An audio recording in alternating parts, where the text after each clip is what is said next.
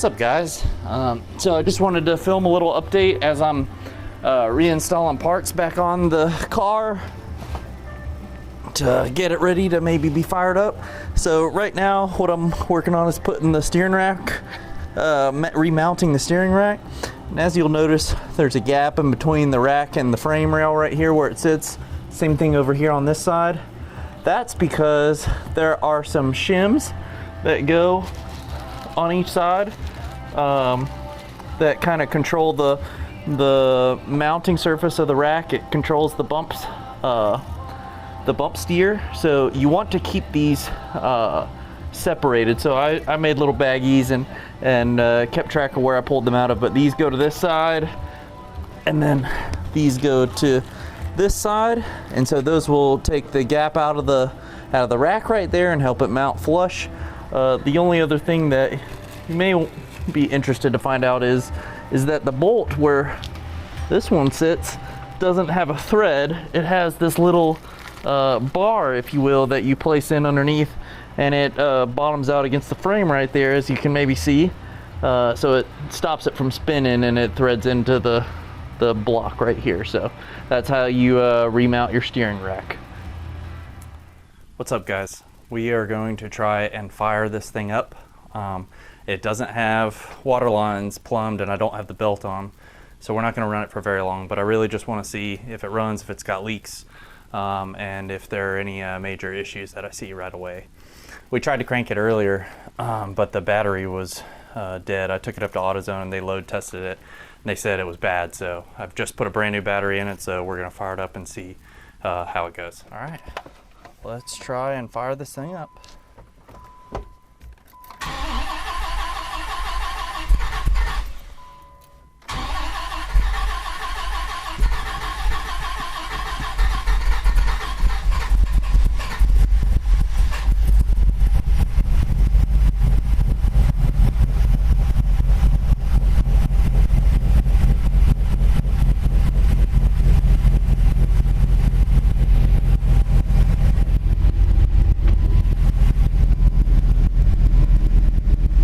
Showing no vacuum right now, minimal if anything. Can't tell if anything's going on there. I'm trying to set this thing up, see if I can hear it run for a little longer. Let's see if we got any leaks.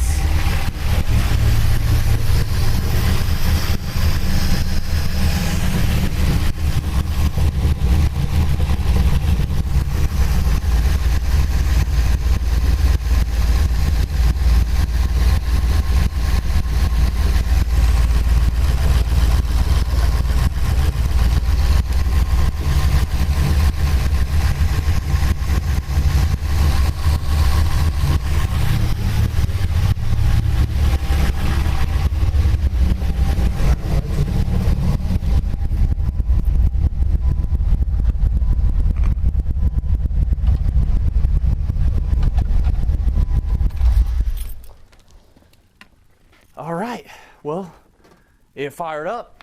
It's a little hot, I can tell. I think we're okay though. I think it's just normal heat. Yeah, I don't see any leaks. So this is exciting, man.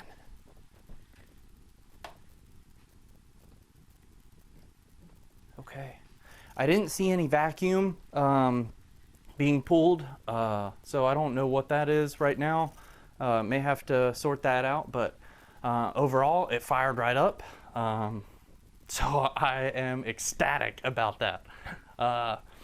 It's a little musty smelling in here. It's a little warm, but I mean, it's the first time it's getting fired up in a little while. I can feel that the headers are hot. So everything must be firing. Just trying to see if anything's really, really hot.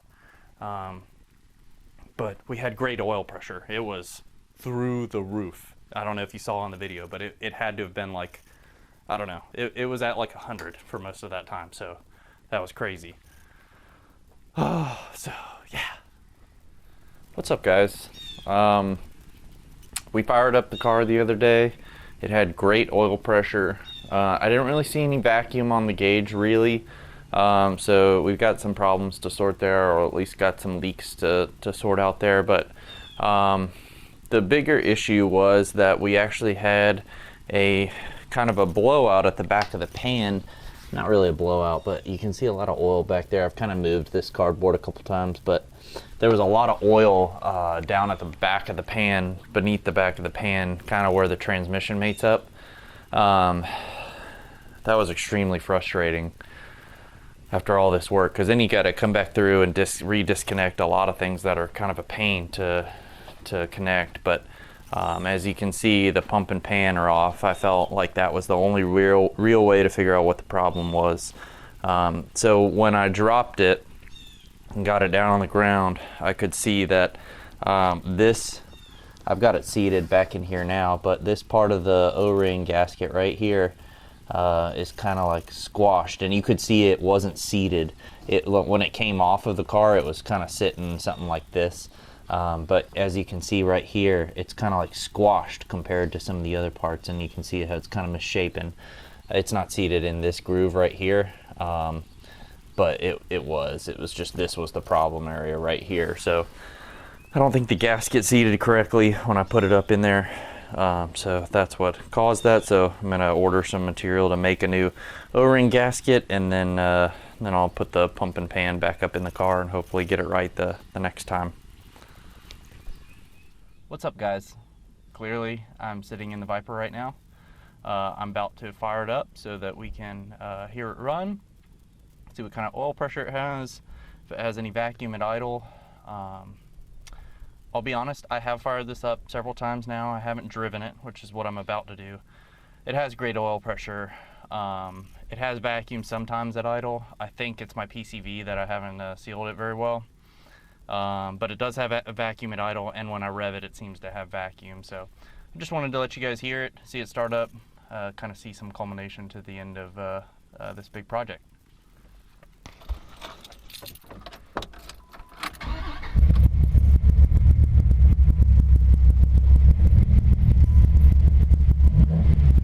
I didn't mean to do that. I just was trying to move my floor mat. So as you can see, it's warmed up. It's got some heat in it. It's got a 50 psi warm idle.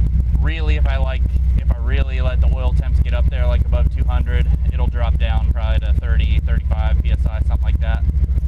So it's still good, much better than it was when the oil was really hot.